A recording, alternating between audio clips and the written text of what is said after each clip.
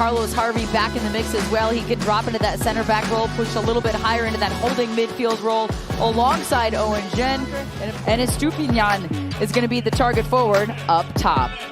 Longtime coach Pedro Caixinha out of the Liga MX standings. They needed 2 points on the last day against the Red Bulls, but lost on penalties. Show on the road from St. Paul, Minnesota United. Draped in black from head to toe with that decade kit. Kind of feel we're a little shortchanged, Kindra, without that highlighter green, that unmistakable color of Juárez. The last goal came on a penalty in the middle of May. Harvey, a rocket! Whistling past the far stick. Off Gerardo, he wins the ball out of the midfield again. Goes pinwheeling aside. Wanted the call there, but it's play on. Estupinian, his hawking presence up top. 14 goals over the combined seasons last year. To your comment earlier about looking at it with the perspective of the last 2 games for the Loons, as Mark Hannock so wiry with those runs and looking over his shoulder in the Juárez where Gerardo is up to help. It's all in the eyes of the beholder, but the reality too, for the first time in quite some time, Minnesota United slipping below the playoff line after that result on Saturday. Currently sitting in 10th, tie with 3 teams with 24 points.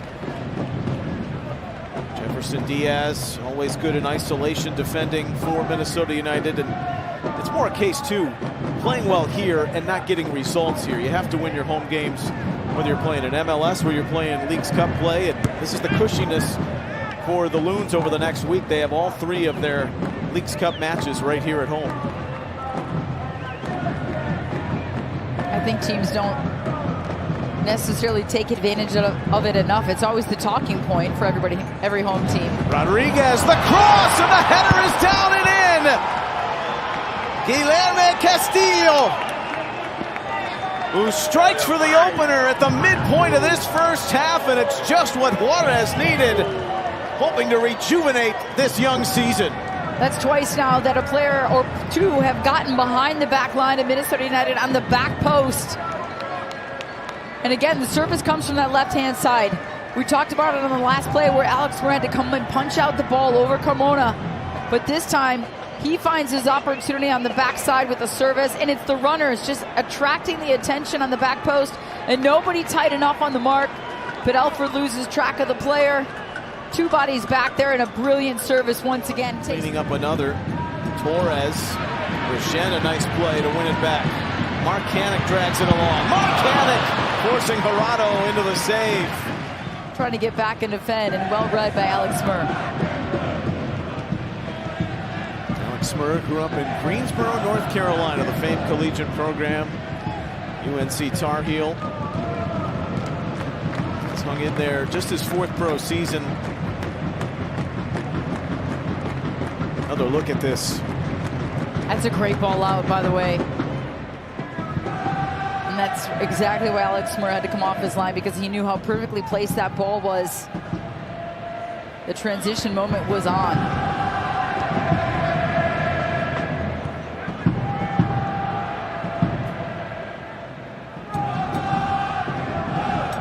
Just outside of 10 minutes till half. For the 2nd year in a row, this competition, which was reformatted. Chankalai wants to go around the bend. Leagues are separated by separate standings. Chankalai!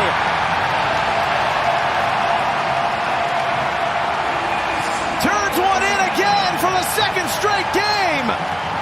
And this is all even at 1.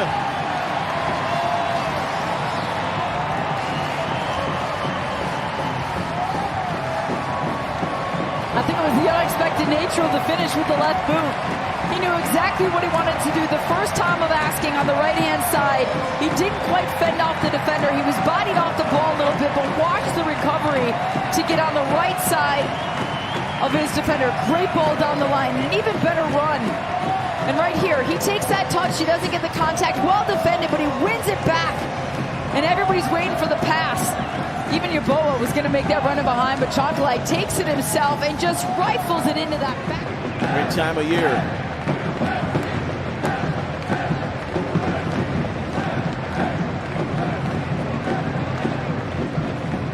Rodriguez. Jesus Murillo.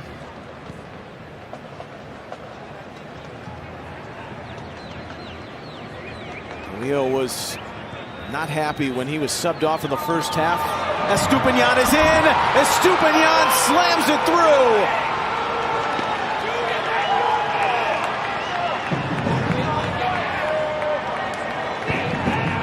Oh, Oscar has made Minnesota United grouchy. 2-1, Juárez back in front. Another great run up top by Estupiñán, and you talked about his quality. Played at Hull City for quite a bit. And you can see, look at the run here, watch the movement. He just eyes his moment, his opportunity. And the chemistry, right here, look at it behind. And a great ball by Denzel Garcia to just match that moment, to match the opportunity. Kino stays with him. Rodriguez shades that way. Jen Chonkalai comes forward. Kind of skirted off the paint of that near stick. To find that pass and slow things down a little bit. Owen Jen picking the head up, and a nicely weighted ball. For a second there, I'm thinking it's too far. Kelvin Yeboah. Great bend to the outside. Dorado, who was diving late around that wall, have the goals for Juárez. Step into the second half with us, Sika and D. St. Aubin, and our great crew from St. Paul. Opening night of matches across the league, Phase 1. All matchups between MLS and Liga MX. Top 4 in the standings move to the quarterfinals. Castillo comes out of there. Now Jairo Torres threads it through for Estupiñán. Smurs going back. Estupiñán scuffs it through the face. When he times the run perfectly, Estupiñán, watch the positioning right here to understand where Morris Duggan is. And the weighted ball by Jairo Torres with the outside of the right boot, right in the path, and Smur starts backpedaling immediately, understanding he's not going to get to that ball first. He needs to cover between the Under 21 player. Triple numbers, if you're not familiar, on a regular basis for the development players on Liga MX clubs. That's why they wear the 3 digits. Right off the launch, Gerardo Garcia. Fulgencio, who just came on, slings one low for Smur. Juárez has 2 more coming after this restart. Marcanic up in the air like a balloon. Gerardo.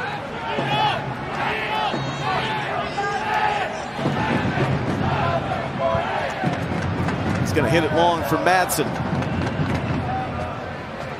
Good leave at the feet. Juárez scrapes across. Diaz knocks it in the path of Torres. Fulgencio. And go Torres. Stingy little tackle there, Mauricio Gonzalez, and then it's smacked wide. Joaquin Pereira. Conchu punches away to win it for Juárez. Active Gonzalez, now bursting Marcanic. Marcanic across! Caldera can't tap it home! Hey, Doctor!